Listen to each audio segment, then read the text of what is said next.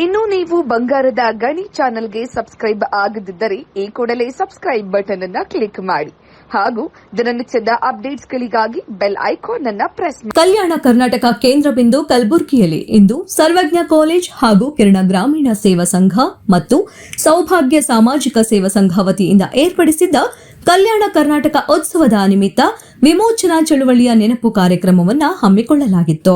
ಇದೇ ಸೆಪ್ಟೆಂಬರ್ 17ನೆಯ ದಿನ ಕಲ್ಯಾಣ ಕರ್ನಾಟಕ ಉತ್ಸವ ನಿಮಿತ್ತ ಶಾಲಾ ಮಕ್ಕಳಿಗೆ ವಿಮೋಚನಾ ಚಳುವಳಿಯ ನೆನಪು ಹಿರಿಯ ಉಪನ್ಯಾಸಕರಿಂದ ಮಕ್ಕಳಿಗೆ ತಿಳಿಸಿದರು. ಕಾರ್ಯಕ್ರಮದ ಉದ್ಘಾಟನೆಯನ್ನ ಶ್ರೀ ದೇವಯ್ಯ ಗುತ್ತೇದಾರ ಮಾಡಿದರು. ಅಧ್ಯಕ್ಷತೆ ಪ್ರೊಫೆಸರ್ ಚಿನ್ನಾರೆಡ್ಡಿ ಪಾಟೀಲ್ ವಹಿಸಿದ್ರು. ಕಾರ್ಯಕ್ರಮದಲ್ಲಿ ಮಾತನಾಡಿದ ಮಾಜಿ ಕೆಕೆಸಿಸಿಐ ಅಧ್ಯಕ್ಷರಾದಂತಹ ಶ್ರೀ ಉಮಾಕಾಂತ್ ನಿಗೂಡಗಿ, ಶ್ರೀ ಎಸ್ಪಿ ಸುಳ್ಳದ, ಶ್ರೀ ಮಲ್ಲಣ್ಣ ಮಡಿವಾಳ ಮತ್ತು ಶ್ರೀ ಬಸವರಾಜ್ ಕಿನ್ನೂರ್ ಮಾತನಾಡಿ ವಿಮೋಚನಾ ಚಳುವಳಿಯ ತಮ್ಮ ಹಳೆಯ ನೆನಪುಗಳು ಮಕ್ಕಳ ಜೊತೆ ಹಂಚಿಕೊಂಡರು. ಕಾರ್ಯಕ್ರಮದಲ್ಲಿ ಶ್ರೀ ಸುರೇಶ್ ಬಡಿಗೇರ್, ಮಂಜುನಾಥ್ ನಾಲವಾರಕಾರ, ಶ್ರೀ ಕರುಣೇಶ್ ಹಿರೇಮಠ್, ವಿದ್ಯಾವತಿ ಪಾಟೀಲ್, ರಾಘವೇಂದ್ರ ಕುಲಕರ್ಣಿ ಹೀಗೆ ಹಲವಾರು ಸಿಬ್ಬಂದಿ ವರ್ಗದವರು ಸಹ ಭಾಗವಹಿಸಿದ್ದರು. ಈ ಕಾಲೇಜಲ್ಲಿ ಕಾರ್ಯಕ್ರಮ ಮಾಡಬೇಕಾದ್ರೆ ನೇರವಾಗಿ ಚಂದ್ರರೆಡ್ಡಿ ಸರ್ ಪರ್ಮಿಷನ್ ತೊಗೊಂಡ್ಮೇಲೆ ನಾವು ಬಹಳಷ್ಟು ಸಹಕಾರ ಮಾಡಿದ್ರು ಕರಣೇಶ್ ಸರ್ ಅವರು. ದಯವಿಟ್ಟು ಸರ್ ಉಮಾಕಾಂತ್ ನಿಗೂಡಿ ಸರ್ ಈ ಒಂದು ಅಭಿನಂದನೆ ಪತ್ರ ಕರಣೇಶ್ ಸರ್ ದಯವಿಟ್ಟು ನಾವು ನೋಡ್ಕೋಬೇಕಾಗಿ ಹೇಳ್ಕೊಡ್ತೇನೆ. ನಿಗೂಡಿ ಸರ್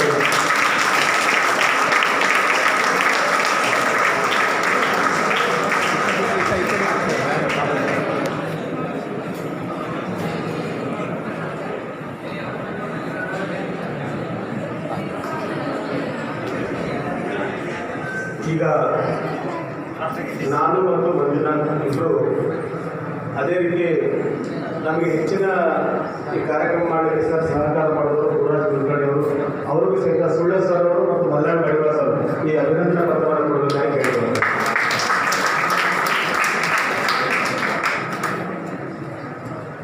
ನಾವು ಮುಂದಿರ್ತೀವಿ ರೀ, ಮೇನಿಂದ ಕೆಲಸ ಮಾಡೋರು ಇವ್ರು ಏನ್ರಿ, ನಾವು ಬರೀ ವೇದಿಕೆ ಮೇಲೆ ಕೊಡೋರು. ಧನ್ಯವಾದಗಳು. ಈಗ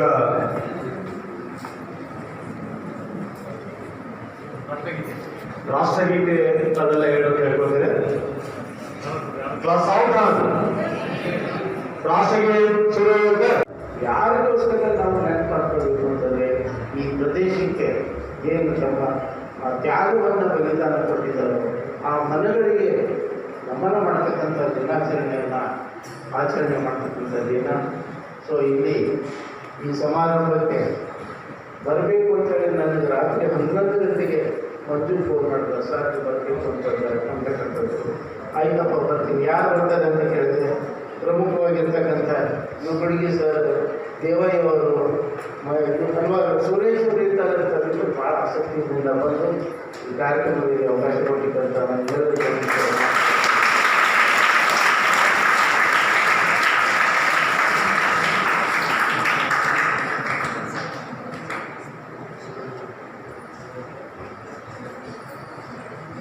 ಧನ್ಯವಾದಗಳು ಶ್ರೀ ಬಸವರಾಜ ಅವರಿಗೆ. ಈಗ ಇನ್ನೊಂದು ಅತಿಥಿಗಳಾಗಿರುವಂಥ ಶ್ರೀ ಉಮಾಕಾಂತ್ ನಿಗೂಡಿ ಸರ್ ಅವರು ದಯವಿಟ್ಟು ಸಮಯದ 5 ನಿಮಿಷದಲ್ಲಿ ಆಡಬೇಕಾಗಿ ನಾನು ಗೌರವಪೂರ್ವಕವಾಗಿ ವಿನಂತಿಸಿಕೊಳ್ತಾ ಇದ್ದೀನಿ ಸರ್. ಕಾಲೇಜ್ ನೀವು ಒಂದು ದಿವಸ ಆಗಿ ನನಗೂ ಮೈಕ್ ಸಿಕ್ಕಿಲ್ಲ. ಮೈಕ್ ಸಿಕ್ಕಂದ್ರೆ ಅರ್ಧ ತಾಸು ಕಾಲ ಮಾತೇ ಆಡೋದಿಲ್ಲ, ಬಟ್ 5 ಮಿನಿಟ್ನಲ್ಲಿ ಮುಗಿಸ್ತೇನೆ. वो जंक्शन ही क्या जहाँ गाड़ियाँ ना हो, वो फंक्शन ही क्या, वो फंक्शन ही क्या जहाँ गाड़ियाँ ना हो,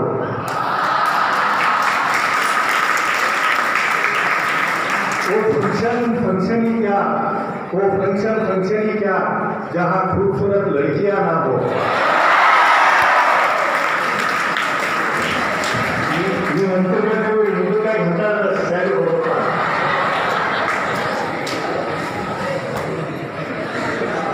ವೇದಿಕೆ ಮೇಲೆ ಕೂತವ್ರು ಎಲ್ಲರೂ ಬುದ್ಧಿಜೀವಿಗಳು, ನನಗೊಬ್ಬರಿಗೆ ಬಿಟ್ಟು. ನಾನು ವ್ಯಾಪಾರಿ, ನೀವು ಸೂಪರ್ ಮಾರ್ಕೆಟ್ ಬಂದು ಕೇಳಿ ಬಾಕಿ ಕುಡಿ ಏನು ಮಾಡ್ತಾನೆ, ಅವಾಗೋ ಚಡ್ಡಿ ಬಂದು ಮಾತಾಡ್ತಾರೆ. ವ್ಯಾಪಾರಿ ನಾನು. ಈಗ ಮುಖ್ಯವಾಗಿ ಎಲ್ಲ ವಿಷಯದ ಬಗ್ಗೆ ಮಾತಾಡಿದ್ದಾರೆ. ಆರ್ಟಿಕಲ್ 371J ಮತ್ತು ನಂಜುಂಡಪ್ಪ ಅವರಿಗೆ ನಂತರ ಅಭಿವೃದ್ಧಿ ಏನಾಗ್ತಾ ಇದೆ ಕಲ್ಯಾಣ ಕರ್ನಾಟಕದಲ್ಲಿ ಆ ವಿಷಯದ ಬಗ್ಗೆ ನಾನು 5 ನಿಮಿಷದಲ್ಲಿ ಮುಗಿಸ್ತೀನಿ. ದಯಮಾಡಿ ಕಾನ್ಸಂಟ್ರೇಷನ್ ಮಾಡಿ ನಾನೇನು ಮಾತಾಡ್ತಾ ಇದ್ದೀನಿ. ಆರ್ಟಿಕಲ್ 371J ಹೋರಾಟ ಮಾಡುವಾಗ ಮಾನ್ಯ ಸೆಂಟ್ರಲ್ ಗೌರ್ಮೆಂಟ್ ಮಂತ್ರಿ ಏನಿದ್ರು, ಹೋಮ್ ಮಿನಿಸ್ಟರ್, ಅಲ್ಲಿ ಹೋದಾಗ ಕೆ ಚಂದ್ರಶೇಖರ್ ರಾವ್, ಮೊದಲಿನ ಮುಖ್ಯಮಂತ್ರಿಗಳು ಕೆ ಚಂದ್ರಶೇಖರ್ ರಾವ್, ತೆಲಂಗಾಣ ಮತ್ತು ಸೌಭಾಗ್ಯಶ್ರೀ ಸಾಮಾಜಿಕ ಸೇವಾ ಟ್ರಸ್ಟ್ ಇವುಗಳ ಸಂಯುಕ್ತಾಶ್ರಯದಲ್ಲಿ ನಿಮಗೆ ಬಹಳ ಅತ್ಯಂತ ಉಪಯುಕ್ತವಾದ ಮಾಹಿತಿ ಕೊಟ್ಟಿದ್ದಾರೆ. ಸೊ ಹೀಗಾಗಿ ಆ ಎರಡೂ ಸಂಸ್ಥೆಗಳ ಮುಖ್ಯಸ್ಥರು ಕೂತಿದ್ದಾರೆ. ಅವರಿಗೆ ನಮ್ಮ ಸಂಸ್ಥೆ ಪರವಾಗಿ, ಮಕ್ಕಳ ಪರವಾಗಿ ತುಂಬ ಧನ್ಯವಾದ ಅರ್ಥ ಇದೆ. ಸುರೇಶ್ ಗುಡಿಯವರು ಮತ್ತು ಮಂಜುನಾಥ್ ಅವರು ಬಹಳ ವರ್ಷಗಳಿಂದ ಯುವಕರ ಸಲುವಾಗಿ, ಸಮಾಜ ಸಲುವಾಗಿ ನಾವೇನಾದ್ರು ಮಾಡಬೇಕು ಅಂದ್ಕೊಂಡು ಅವ್ರಿಗೆ ಯಾವಾಗಲೂ ಕುಡಿತಾ ಇರ್ತದೆ. ಇಂಥ ಕಾರ್ಯಕ್ರಮಗಳು ಎಲ್ಲ ಕಡೆಗೆ ಮಾಡ್ತಾ ಅವ್ರನ್ನೇ ಸ್ಫೂರ್ತಿಸ್ತಾ ಇದ್ದಾರೆ. ಹೀಗಾಗಿ ಅವರಿಗೆ ನಾನು ನಿಮ್ಮ ಮಕ್ಕಳ ಪರವಾಗಿ, ನನ್ನ ಪರವಾಗಿ ಯಾವಾಗಲೂ ಚಳುವಳಿ ಹೇಳ್ತಾ ಇದ್ದೆ.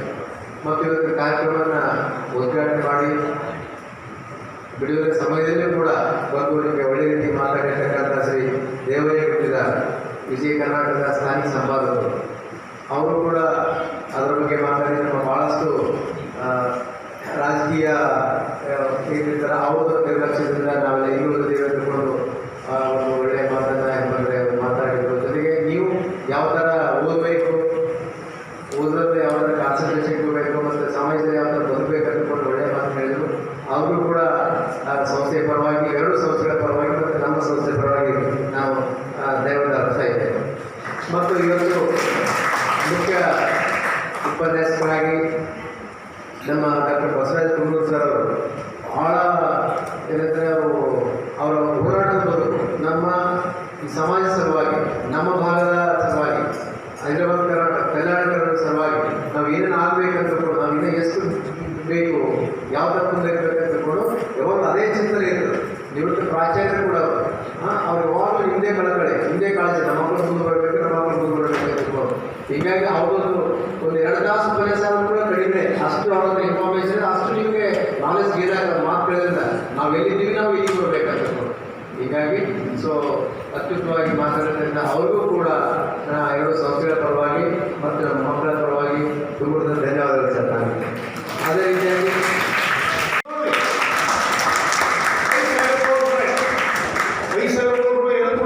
Kalyana Karnataka regional development board ನಮ್ಮ ಬಜೆಟ್ ಎಷ್ಟಿದೆ?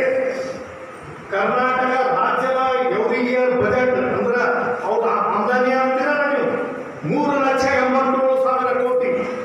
3,87,000 ಕೋಟಿಯಲ್ಲಿ ನೀವು ಕಲ್ಯಾಣ ಕರ್ನಾಟಕಕ್ಕೆ ಕೊಡ್ತಾ ಇರೋದು ಕೇವಲ 5,000 ಕೋಟಿ. ನಂಜುಂಡಪ್ಪ ಬಂದಿದೆ, ಏನು ಸಂಬಂಧ ಇಲ್ಲ. As per Nanjundappa committee report at least ಏನಲ್ಲ 20% ಆಫ್ ದಿ ಆರ್ಟಿಕಲ್ 3,87,000 ಬಜೆಟ್ ಇದೆಯಲ್ಲ, ಅದರ ಪ್ರಕಾರ ಏನಲ್ಲ ನಮಗೆ ನಮ್ಮ ಕಲ್ಯಾಣ ಕರ್ನಾಟಕಕ್ಕೆ 70,000 ರಿಂದ 80,000 ಕೋಟಿ ರೂಪಾಯಿ ಬರುತ್ತೆ. ಇದು ನಮ್ಮ ಭಾಗದ ಜನತೆಗೆ, ಯುವಕರಿಗೆ, ಯುವತಿಯರಿಗೆ ಆಗುತ್ತಿರುವಂಥ ಅನ್ಯಾಯ. ನಾನು ಹೇಳೋದಿಷ್ಟೇ, ಈಗ ನೋಡಿ ಕಲ್ಯಾಣ ಕರ್ನಾಟಕ 5,000 ರೂಪಾಯಿ ಕೊಟ್ಟಿದೆ ಅಂತ ಹೇಳ್ತಾರೆ. ನಂಜುಂಡಪ್ಪ ಬಂದು ಪುಸ್ತಕ ಬಂದ್ರು ನೀವು ಆರ್ಟಿಕಲ್ 371J ಏನಲ್ಲ, ಇವತ್ತು ಎಚ್ ಕೆ ಪಾಟೀಲ್ 25 ಇದು ರೆಕಮೆಂಡೇಶನ್ ಮಾಡ್ಯಾರ.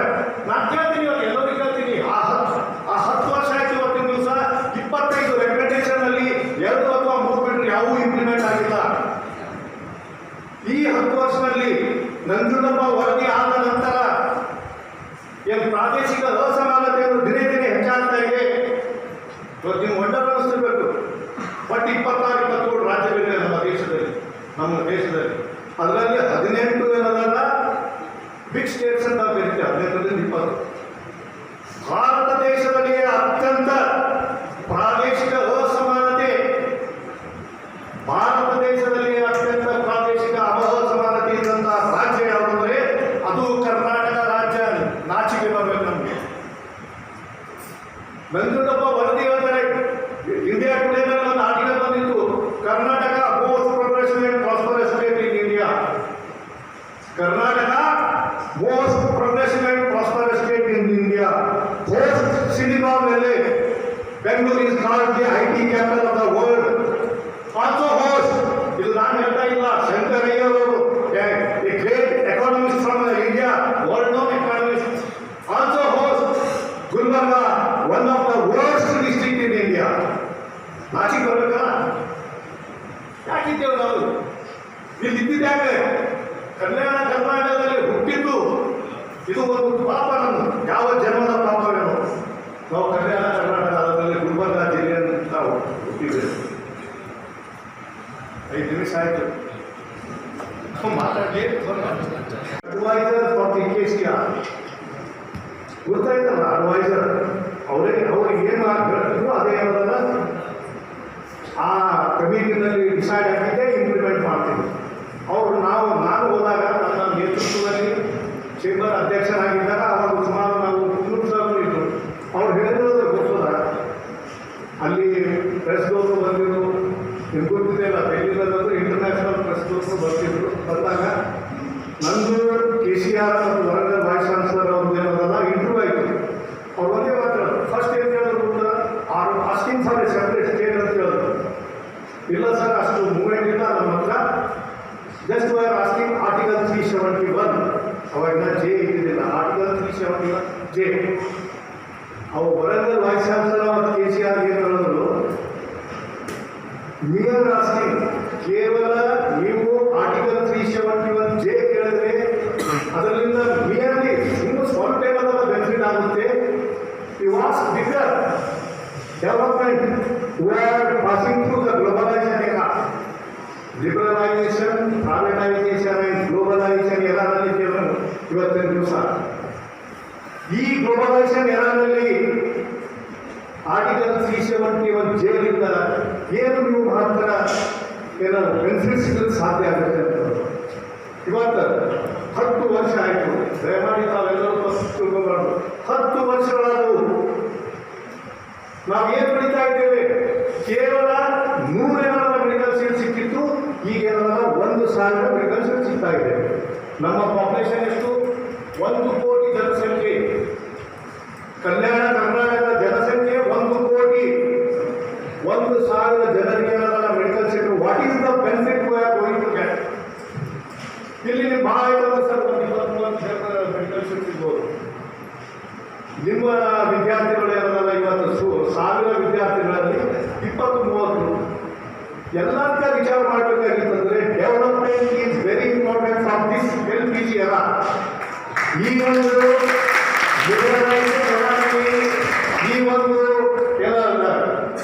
LPG ಯುವ ಅಂತ ಕರೀತೇವೆ. ಇದರಲ್ಲಿ ಏನಲ್ಲ, development will play a very vital role. Economy, our economy ಇವತ್ತು ನಾನು ಹೇಳ್ತೀನಿ, ಇವತ್ತಿನ ಮಂಡಳಿಸ್ತಿರ್ಬೇಕು. ಭಾರತ ದೇಶದಲ್ಲಿ ಅತ್ಯಂತ ಹಿಂದುಳಿದ ಜಿಲ್ಲೆ ಯಾವುದು? ಬಿಹಾರ ಅಂತ ಹೇಳ್ತಿದ್ದೇವೆ, ಉತ್ತರ ಪ್ರದೇಶ ಅಂತ ಹೇಳ್ತೀವಿ. ಭಾಳ ದುಃಖ ಆಗ್ತದೆ ನಮಗೆ. ಇವತ್ತು ಗುಲ್ಬರ್ಗ ಜಿಲ್ಲೆಯ ಪರ್ ಕ್ಯಾಪಿಟಲ್ ಇನ್ಕಮ್ ಎಷ್ಟು? 1,20,20,000. ಒಬ್ಬ ವೈಯಕ್ತಿಕ ಒಂದು ವರ್ಷದಲ್ಲಿ ಪರ್ ಕ್ಯಾಪಿಟಲ್ ಇನ್ಕಮ್ ಯಾವುದೇ 1,20,20,000. ಇವತ್ತು ಭಾರತ ಇದುವರೆಗೂ ಮಾತಾಡತಕ್ಕಂಥ ಶ್ರೀ ಉಮಾಕಾಂತ್ ಹೆಗ್ಗಡ್ಗೆ ಅವರು HKCC Hyderabad Karnataka chamber of ಕಾಮರ್ಸ್ನ ಮಾಜಿ ಅಧ್ಯಕ್ಷರು. ಮತ್ತು ಅದಕ್ಕೊಂದು ಸ್ವರೂಪನ ತಂದುಕೊಟ್ರು. ಚೇಂಬರ್ ಆಫ್ ಕಾಮರ್ಸ್ ಏನಿರುತ್ತೆ ಅದರ ಕೆಲಸ ಕಾರ್ಯಗಳೇನು, ಎಷ್ಟು ನಾವು ಸಾಮಾನ್ಯ ಜನರಲ್ಲಿ ಅದನ್ನು ನಾವು ಹೋಗಿ ಅದ್ರ ಬಗ್ಗೆ ಅವೇರ್ನೆಸ್ ಮೂಡಿಸ್ಬೇಕು, ಅವ್ರಿಗೆ ತಿಳುವಳಿಕೆ ಕೊಡಬೇಕಂತ ತಿಳ್ಕೊಂಡು ಅವ್ರಿಗೆ ಮಾತಾಡಿದ್ರು ನೋಡಿದ್ರಲ್ಲ, ಎಷ್ಟು ಕಳಕಳಿ ಅದ. ನಾವು ಎಷ್ಟು ನೋಡಿದ್ವಿ, ನಾವೆಲ್ಲ ಎಷ್ಟು ಮುಂದೆ ಕೊಡಬೇಕು. ಸರ್ಕಾರ ಕೊಡ್ತಕ್ಕಂಥದ್ದು ನಮಗೆ ಭಿಕ್ಷೆಂದ 5,000 ಕೋಟಿ ಯಾವುದಕ್ಕೂ ಅಲ್ಲ ಅಂತಕ್ಕಂಥ ಮಾತು ಹೇಳಿದ್ರು. ಅದಕ್ಕೆ ಏನೋ ಭಾಳಷ್ಟು ಹೋರಾಟ ಇದೆ, ಭಾಳಷ್ಟು ನೀವೆಲ್ಲ ಮಾಡಬೇಕಂತ ಅವ್ರು ಹೇಳ್ತಕ್ಕಂಥ ಉದ್ದೇಶ. ಮತ್ತೆ ಓದಬೇಕು, ಓದಿ ಒಂದು ಡೆವಲಪ್ ಮಾಡಬೇಕು, ನೆಕ್ಸ್ಟು ಹೋರಾಟ ಮಾಡಬೇಕಂತ. ಅದಕ್ಕೆ ಅವ್ರ ಸಮಯ ಭಾಳ ಕಡಿಮೆ, ಇನ್ನೂ ಭಾಳ ಒಳ್ಳೆ ಚೆನ್ನಾಗಿ ಅವರೆಲ್ಲ ಮಾತಾಡ್ತಿದ್ರು. ಮತ್ತೊಂದು ದಿವಸ ಅವರೆಲ್ಲ ನಿಮ್ದೆಲ್ಲ ಯೂನಿಫಾರ್ಮ್ ಅವರೆಲ್ಲ ಮಾಡ್ತಾರೆ, ನಿಮಗೆಲ್ಲ ಯೂನಿಫಾರ್ಮ್ ಮಾಡಿ ಅವರೇ ಮಾಡ್ತಾರೆ. ಅಷ್ಟು ಏನಪ್ಪ ಅಂದರೆ ನಮ್ಮ ಮಕ್ಕಳಿಗೆ ನೀವೆಲ್ಲ ಭಾಳ ಬ್ಯೂಟಿಫುಲ್ಲಾಗಿ ಕಾಣ್ತಾ ಇದೆ. ಅವರು ಬ್ಯೂಟಿಫುಲ್ ಯಾಕೆ ಕಾಣ್ತಾ ಇದೆ? ಅವ್ರು ಬ್ಯೂಟಿಫುಲ್ ಆಗಿ ನಿಮಗೆಲ್ಲ ಒಳ್ಳೆ ಕೋಲ್ ಡ್ರೆಸ್ ಒಂದು ಕೊಟ್ಟಿದ್ದಾರೆ, ಅದಕ್ಕೆ ಬ್ಯೂಟಿಫುಲ್ ಆಗಿ ಕಾಣ್ತಾ ಇದೆ. ಅದಕ್ಕೆ ನೀವು ಕೂಡ ರಿಯಲ್ ಲೈಫಲ್ಲಿ ಬ್ಯೂಟಿಫುಲ್ ಆಗಿ ಕಾಣಬೇಕು ಅಂತ ತಿಳ್ಕೊಂಡು ಅವ್ರ ಆಸೆ. Sir, thank you for you all. ಕಾರ್ಯಕ್ರಮದಲ್ಲಿ ಉಪಸ್ಥಿತಕ್ಕಂಥ ಗುಲ್ಬರ್ಗ ವಿಶ್ವವಿದ್ಯಾಲಯ ವಿಶ್ವವಿದ್ಯಾಲಯದ ಸಿಂಡಿಕೇಟ್ ಸದಸ್ಯರಾಗಿರ್ತಕ್ಕಂಥ ಎಸ್ ಪಿ ಸುಳ್ಳೆ ಸರ್ ಅವರ ಶಿಕ್ಷಣ ಕ್ಷೇತ್ರದಲ್ಲಿ ಭಾಳ ಒಳ್ಳೆ ಹೆಸರು ಮಾಡಿರ್ತಕ್ಕಂಥವರೆಲ್ಲ ಭಾಳ ಸೇವಾ ಸರ್ಕಾರದಲ್ಲಿ ಭಾಳ ಕರೆಕ್ಟಾಗಿ ಗುರುತಿಸಿ ಅವರಿಗೆ ಸಿಂಡಿಕೇಟ್ ಸದಸ್ಯ ಮಾಡಿದ್ದಾರೆ. ಸರ್ ನಿಮಗೆ ಅಭಿನಂದನೆಗಳು. ಸುರೇಶ್ ಬಡಿಗರು ತಮ್ಮ ಒಳಗಿರ್ತಕ್ಕಂಥ ವ್ಯಕ್ತ ಮಾಡಿದ್ದಾರೆ.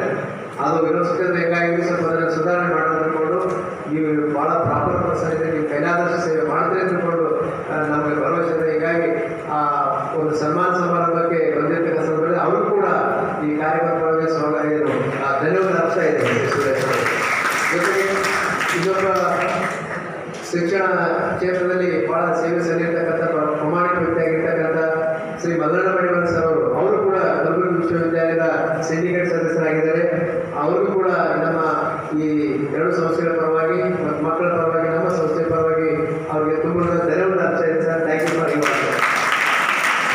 ಮತ್ತು ಸಹೋದರಿ ಚಂದ್ರಿಕಾ ಪರಮೇಶ್ವರ್ ಅವರು ಕೂಡ ಕಾರ್ಯಕ್ರಮಕ್ಕೆ ಬಂದು ತಮಗೆಲ್ಲ ಮಾತಾಡಿದ್ದಾರೆ. ಅವರು ಕೂಡ ನಾನು ತುಂಬ ಧನ್ಯವಾದ ಅರ್ಥ ಇದ್ದೇನೆ.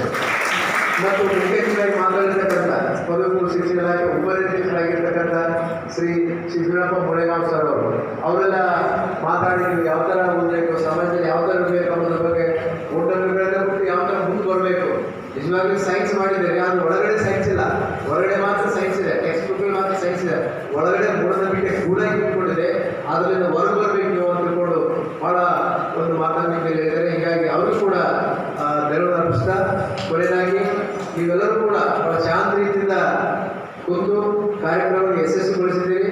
ಇನ್ನೊಂದು ಯಶಸ್ವಿ ಯಾವ ಥರ ಆಗ್ತದೆ ಅಂತಂದರೆ ಈ ಹೋರಾಟದ ಯಾವ ಥರ ಹೋರಾಟ ಇತ್ತು, ನಮ್ಮ ಸ್ವಾತಂತ್ರ್ಯ ಯಾವ ಥರ ಸಿಕ್ತು ಅಂತಕ್ಕಂಥದ್ದನ್ನ ಬಹಳ ಸೂಕ್ಷ್ಮವಾಗಿ ಪ್ರತಿಯೊಬ್ಬರಿಗೆ ಎಳೆಗಳಾಗಿ ತಿಳಿಸಿದ್ದಾರೆ. ನಮ್ಗೆ ಸರ್ಕಾರದ ಎಷ್ಟು ಸೌಲಭ್ಯಗಳು ಬೇಕು ಅಂತ ಕೊಟ್ಟು ಹೇಳ್ತಾರೆ. ಅದಕ್ಕೆ ಜಸ್ಟಿಸ್ ಸಾಹೇಬ್ ಅಂತ ಮಾತಾಡ್ತಾರೆ, ಜನ ಮೂಕ ಆದಾಗ ಸರ್ಕಾರ ಕಿವುಡಾಗ್ತದೆ ಅಂತಕ್ಕಂಥ ಮಾತು. ಅದಕ್ಕೆ ನಾವು ನೀವು ಮೂಕ ಆಗಬಾರ್ದು. ನಮಗೆ ಏನು ಬೇಕಂತ ನಾವು ನಮ್ಮ ಹಕ್ಕನ್ನ ಕೇಳಬೇಕು. ಅವಾಗ ಮೂಕಾಗಿ ಕಿವುಡಾಗಿರ್ತಕ್ಕಂಥ ಸರ್ಕಾರ ಅದು ಎಚ್ಚೆತ್ಕೊಂಡು ನಿಮಗೆ ಏನೇನು ಬೇಕು ನಮ್ಮ ಕೈಲಾದ ಸೌಲಭ್ಯ ಕಾನೂನು ರೀತಿಯಲ್ಲಿ ಒದಗಿಸ್ತೇವೆ, ಸಂವಿಧಾನಬದ್ಧವಾಗಿ ಬರ್ತಕ್ಕಂಥ ಒದಗಿಸ್ತೇವೆ ಅಂತಕ್ಕಂಥದ್ದು ನಾವು ಒದಗಿಸ್ತಾರೆ. ನಾವು ಕೇಳ್ತಕ್ಕಂಥ ಆಗ್ಬೇಕಂತಕ್ಕಂಥದ್ದನ್ನ ಇವತ್ತು ಕಾರ್ಯಕ್ರಮದ ಉದ್ದೇಶ. ಹೀಗಾಗಿ ನಾವು ಸರ್ದಾರ್